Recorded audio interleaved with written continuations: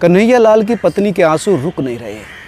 उनका कहना है कि बहुत सीधे थे, फ़ोन भी चलाना नहीं आता था। 8 साल के बच्चे ने कुछ डाल दिया, उन्हें तो पता भी नहीं था।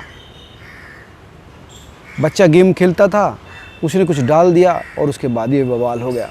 अब कहाँ से लाऊं उनको मैं? कभी मुझे भी कुछ नहीं कहा, सबके साथ प्यार से रहते थे। नाजिम और 4-5 लोग दुकान पर आए, उन्होंने बताया कि तुमने कुछ डाला है। उनको भी बताया कि भैया हमने कुछ नहीं डाला है। उन्होंने फ़ोन लेके चेक किया, वो डिलीट भी कर दिया, थाने में भी समझौता हो गया। फिर भी डर डर के रहते थे, सबसे प्यार से बात करते थे। हिंदू मुस्लिम वाली कोई बात उनके अंदर थी ही नहीं। हमें भी कभी नहीं डांटा।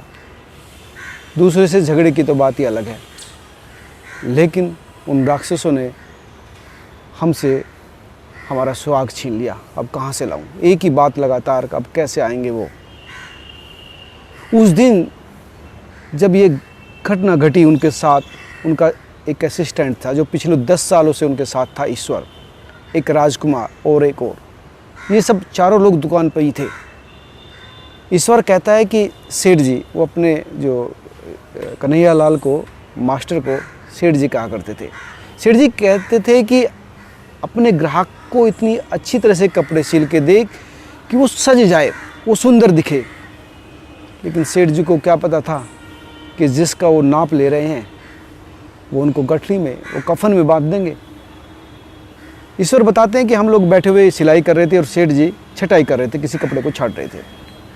और तभी ये 2 लोग दाढ़ी वाले जो लड़के थे ये दुकान में आए और कहा कि झबला और पाजामा सिल दोगे क्या? सेठ जी ने तपाक से कहा हाँ बिल्कुल, क्यों नहीं। तो इसके बाद सेठ जी ने जैसे कि नाप, रियाज की नाप लेनी शुरू की। और नाप लेने में इतने मशगूल थे कि उन्होंने देखा ही नहीं कि वो आपस में क्या इशारेबाजी कर रहे हैं। और रियाज ने इशारा किया गौस मोहम्मद को, और गौस मोहम्मद और उसने मिलकर सेठ जी पर अंधाधुंध वार किए। कितने वार किए मुझे भी नहीं पता।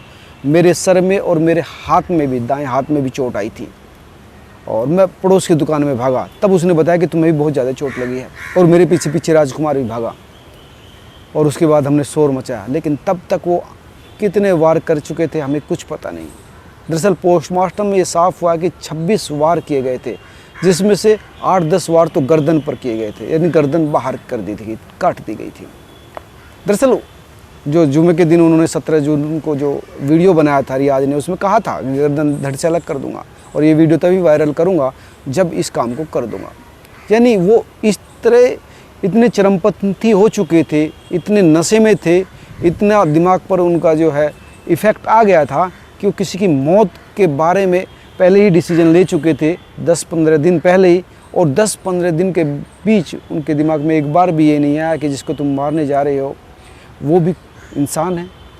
और उसका समझौता भी हो गया। जो उसके पड़ोसी थे नाजिम, उसने उसके खिलाफ़ रिपोर्ट लिखवाई थी।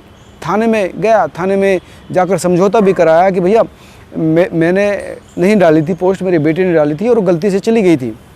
दरअसल 6-7 दिन तो दुकान खुद कन्हैया लाल ने अपनी बंद रखी, क्योंकि खतरा था। कई लोग रेकी कर रहे थे उसकी दुकान की आकर। नाजिम और उसके जो लोग थे उन्होंने ग्रुप में डाल भी दिया था कि अगर ये व्यक्ति, उसका फ़ोटो डालकर बोले थे कि अगर ये व्यक्ति कहीं दिखाई दे तो इसको मार दो। यानी इतने हालत ख़राब कन्हैया लाल के सामने उस समय, उस दौर में चल रहे थे। और इसके खिलाफ़ उन्होंने पुलिस में भी कंप्लेंट किया था, लेकिन पुलिस ने इस मामले को बहुत ही हल्के तरीके से लिया और समझौता करवा दिया। बोलो अब कोई दिक्कत नहीं है, तुमको जाओ। और दिक्कत यह आई कि इस बेचारे की निर्मम तरीके से हत्या कर दी। और अब परिवार जो है वो बिलक बिलक रो रहा है। जब लाश आई तो पूरा उदयपुर शहर रो रहा था। हर दुकान बंद थी, हर प्रतिष्ठान बंद था। कन्हैया लाल अमर रहे के नारे गूंज रहे थे। हर कोई ये सोच रहा था, उसके जो पड़ोसी कह रहे थे कि कभी किसी को परेशान नहीं किया, हम बहुत ही मिलनसार व्यक्ति थे और ऐसी कोई बात नहीं थी। उनकी जो पत्नी है जसोदा साहू, उनका कहना था कि शायद हम शरीफ लोग थे, गरीब लोग थे, इसलिए हमको निशाना बनाया गया। फ़ोन चलाना नहीं आता, कैसे डाल दिया हमें कुछ पता नहीं। और मेरे नाबालिग बच्चे हैं छोटे छोटे से, कैसे मैं पालूंगी। वो कहती है कि इन दरिंदों को फांसी दी जानी चाहिए। फांसी से कुछ नहीं, पूरा शहर फांसी की मांग कर रहा है और शायद फांसी मिले भी। लेकिन सबसे बड़ा सवाल ये है कि इन व्यक्तियों के वीडियो जो देखकर महसूस होता है कि इनकी सोच इतनी कट्टरपंथी हो चुकी है कि इनके लिए आदमी की ज़िंदगी कोई वैल्यू नहीं करती, ना इनके लिए अपनी ज़िंदगी वैल्यू करती, इनके लिए परिवार, घर, समाज कोई वैल्यू नहीं रखता। ये पाकिस्तान से ऑनलाइन पढ़ाई कर रहे थे, ये इस्लाम के लिए मर जाना चाहते थे, जिसमें पढ़ाया जाता है कि इस्लाम के लिए मरोगे तो जन्नत मिलेगी, हूरें मिलेगी। और ये जो लालच, ये जो नशा इन बच्चों के अंदर ठूस दिया जाता है धर्म का, ये तब कुछ भी करने को तैयार होता है। उनको लगता है कि ये ज़िंदगी, ये दुनिया तो कुछ भी नहीं है, ऊपर तो बहुत खूबसूरत दुनिया है जो तुम्हें ही मिलेगी। उनको नहीं पता कि तुम किसी की हत्या करके आ रहे हो, वो भी भगवान का, खुदा का ही रूप है। ऊपर कहीं खुदा, भगवान, यीशु कोई अलग अलग तो होंगे नहीं।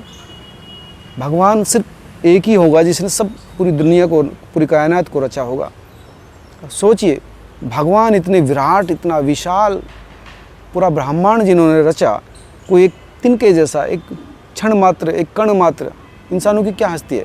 वो क्या भगवान की या खुदा की जो है बेइज्जती कर सकता है? क्या इंसान की और खुदा की कोई तुलना हो सकती है? लेकिन क्या है कि ये सोच बहुत ही छोटी कर दी गई है।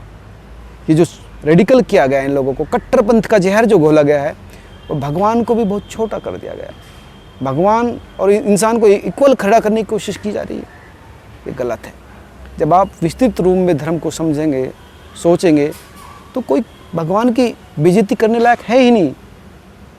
जो इस तरह की सोच रखता है तो इंसान नहीं, बैलेंस इंसान तो नहीं है, वो पागल ही होगा। और इन पागलों के चक्कर में किसी की हत्याएं हो जाए, इससे बड़ा दुर्भाग्य 21वीं सदी में, जब तमाम तरह के संसाधन हैं, आदमी पढ़ा लिखा है, सभ्य कहने का दम भरता है, हो रही है, तो ये एक गहरी चिंता की बात है। सरकारों को चाहिए कि इस पर अंकुश लगे। जो राज्यपाल केरल के कहते हैं कि ये जो सोच है वो कहाँ पैदा हो रही है? मदरसों में हो रही है, ऑनलाइन पढ़ाई की जा रही है। कहाँ से आ रही है सोच कि अगर कोई किसी के खिलाफ एक शब्द बोले तो उसकी गर्दन उड़ा दो? केरल के राज्यपाल कहते हैं कि ये कुरान में तो नहीं लिखा है कि आप अगर खुदा की शान में कुछ कहें तो उसको सर कलम कर दिया जाए। ये जो कानून है, इस्लामिक कानून, ये कुरान में नहीं लिखे, ये बाहर किसी इंसान ने लिखा है, और उसके आधार पर इस तरह से कत्ल हो जाना गलत है। और इस वक्त कन्हैयालाल का परिवार या राजस्थान नहीं, पूरा देश गम में है और मांग करता है कि इस जैसी सोच को जल्द से जल्द रोका जाए। आप क्या सोचते हैं मुझे कमेंट करके ज़रूर बताना। नमस्कार।